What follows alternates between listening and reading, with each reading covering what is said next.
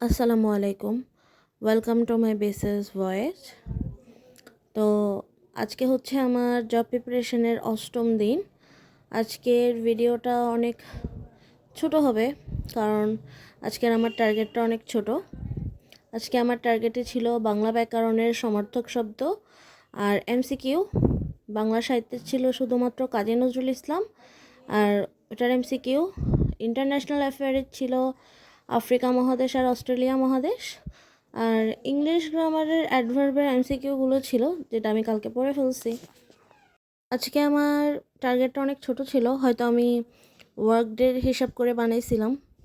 আজকে আমার বন্ধ ছিল, তাও সারাদিনে তেমন একটা পড়া হয় নাই, ইচ্ছা করতেছিল না তেমন। গতকালকে রাতে প্রায় সজাগ ছিলাম, সেহরির পরে ঘুমাইছি, ঘুম থেকে উঠতে লেট হয়েছে। উঠে কাজ ছিল, তারপরে বাচ্চারা আসলো, বাচ্চাদেরকে পড়াইলাম। এরপরে বিকালেও আর পড়া হয় নাই, নামাজ কালাম পড়লাম। এরপরে শুয়ে বসেছিলাম আর কি, পড়া হয়নি। ভাবছিলাম যে আজকে পড়বো না, তো থাক। এরপরে ইফতার করলাম, ইফতারের পরেও আলসেমি করতেছিলাম, পড়ার ইচ্ছা ছিল না। ভাবতেছিলাম যে কালকে থেকে শুরু করব। পরে 9টা বাজছে, তখন আমার সব কাজ শেষ হয়েছে। তো ভাবলাম আচ্ছা ঠিক আছে, পড়তে বসে দেখা যাক। এরপরে টার্গেট বের করে দেখলাম আজকে টার্গেটটা অনেক ছোট। ভাবলাম এটা তো পড়ে ফেলা যায়, শুধু শুধু একটা দিন নষ্ট করে কী লাভ। তো বাংলা সমার্থক শব্দ নিয়ে বসলাম। সবগুলো সমার্থক শব্দ আমি এর আগেও পড়ছি, তাও ভুলে ভুলে যাই, সব কিছু তো মুখস্থ থাকে না আমার। কতবার রিভিশন দিলে যে সব কিছু আমি অনেক ভালো করে পারবো সেটা জানা নেই। তো ওই তো সমার্থক শব্দ পড়লাম, সমার্থক শব্দর এমসিকিউ যেগুলো ছিল ওগুলো পড়লাম। এরপরে কাজী নজরুল ইসলাম পড়লাম। কাজী নজরুল ইসলাম পড়ছিলাম আমার হ্যান্ড নোট থেকে। আর একটা কবিরও জন্মসাল আমার কেন যে মনে থাকে না, আমি বুঝতে পারি না। জন্মসাল আর কার আবাস, জন্মস্থান কোথায়, সেগুলো আমার ঠিক মতো মনে থাকে না। এই তো আরও পড়তে হবে, মানে পড়ার কোনো বিকল্প নাই। দেখা যাবে আমি আজকে অনেক ভালো করে পড়ছি, 2 দিন পড়ি নেই, 1 সপ্তাহ পড়ি নেই, কোনো মূল্য নাই। মানে পড়তে থাকতেই হবে যতদিন না কোনো একটা পরীক্ষায় পাশ করি। তো এই তো। এরপর আমার প্রশ্ন ব্যাংকে শুধুমাত্র কাজী নজরুল ইসলাম নিয়ে এমসিকিউ ছিল না, কাজী নজরুল ইসলাম আর রবীন্দ্রনাথ মিলাই ছিল। তো আমি অগ্রদূত বই থেকে এমসিকিউ পড়ছিলাম।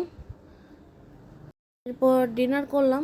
যদিও ডিনার করতে ইচ্ছা করে না, কারণ সন্ধ্যাবেলায় ইফতারিতে খাওয়ার পরে অনেক হেভি হেভি ফিল হয়। কিন্তু আমি যদি সেহরিতে উঠতে না পারি, তাহলে দেখা যাবে একদম না খাই রোজা রাখতে হবে, যে কারণে ভয়ে রাতে ডিনার করা। এরপরে তো অগ্রদূত পড়লাম। অগ্রদূত থেকে এমসিকিউ পড়লাম কাজী নজরুল ইসলামের।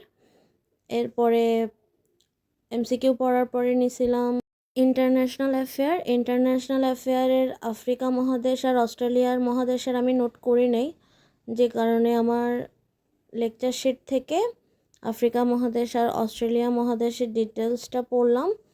কম ছিল, অন্যান্য মহাদেশের তুলনায় আফ্রিকার অস্ট্রেলিয়া ছোট ছিল, তো ওইটার ডিটেলস পড়লাম। এরপর প্রশ্ন ব্যাংক থেকে দুটোটা মহাদেশের এমসিকিউগুলো শেষ করলাম। আজকে ইংলিশ গ্রামারের আসলে টার্গেট ছিল না, অ্যাডভার্বের এমসিকিউ কালকে আমি পড়ে ফেলছিলাম। তো পরে ভাবলাম দেখি কি পড়া যায়, দেখলাম অ্যাডভার্বের পরে একটা টপিক ছিল ইনভার্সন অফ অ্যাডভার্ব।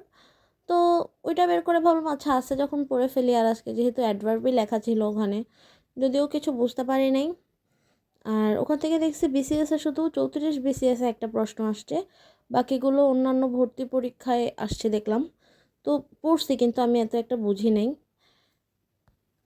তো এই তো অ্যাডভার্বের সাথে আমার আজকের দিনটা শেষ হয়ে গেল।